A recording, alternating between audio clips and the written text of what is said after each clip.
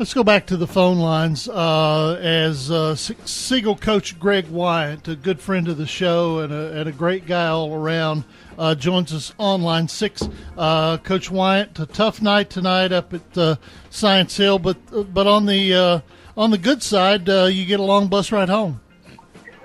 Yeah, thanks. I guess. Just pumping sunshine, brother. Just pumping sunshine for you.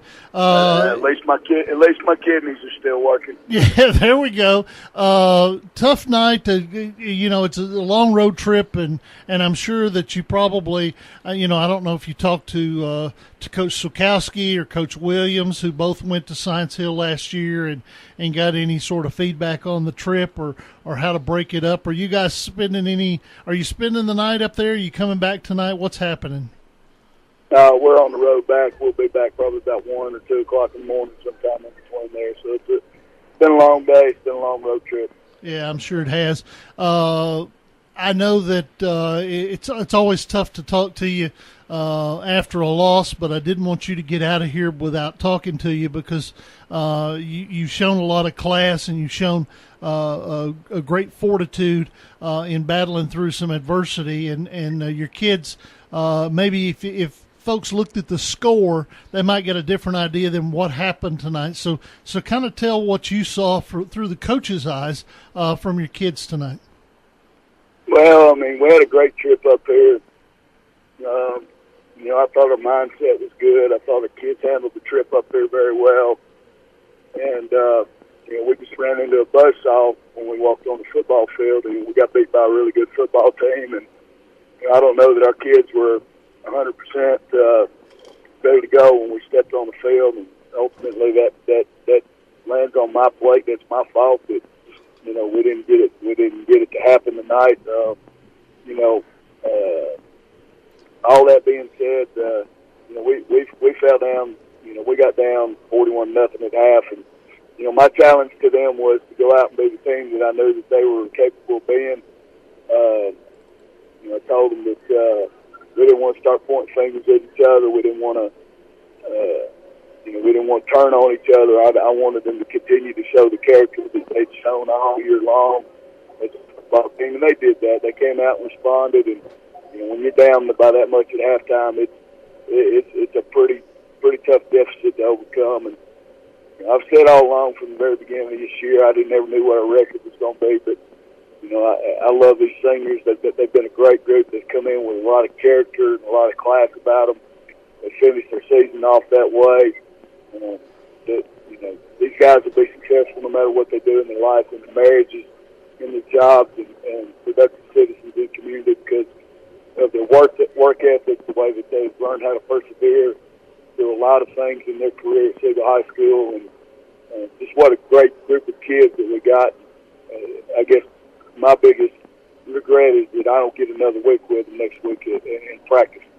Dennis Weaver, Eric Keith talking to Greg Wyant, the coach for Siegel. As you can hear the hurt in his voice, they fall tonight on the road to Science Hill by a final of 48-0. Eric? All right, Coach, with the break coming up, there's always time to start planning for next year. Who are some of the big stars that we're going to be hearing from next year when you guys kick off the season?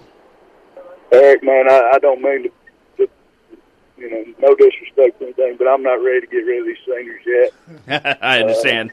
We got plenty of time for our upcoming classes to get ready, and these guys, they deserve a lot of respect for what they've done in our program the last 4 years. I think, and to be honest with you, I mean, that's one of the things that my wife, she gets frustrated with me about is that, there's some finality to seniors. And, when the clock went to 000 tonight, that was it for 28 of them.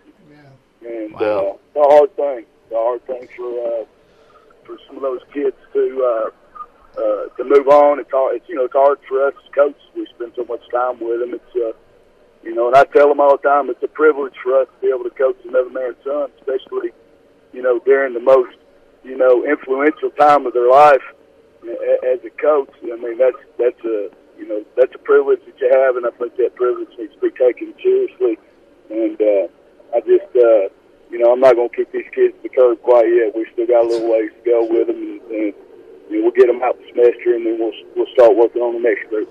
All right. Well, let's turn it to a little bit different positive tilt to that question. Then, what did you see tonight that next year's team can benefit from, the fight that you saw tonight, or the leadership from these seniors that you want to see carry over to next year's group of seniors? Yeah, I think that's a big thing. I think one of the biggest things that we have is that the character of this group and the adversity that they've fought through, and the persistence that they continue to show week in and week out.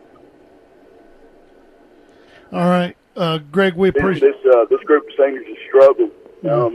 Let's be honest, and they've handled it with class. They've handled it with character. They showed up every week this week, or every week this year, ready to go on Mondays. Ready to practice. We didn't have any finger pointing. We didn't have anybody blaming anybody else. We didn't have any rats jumping off the ship when things got bad. Yep.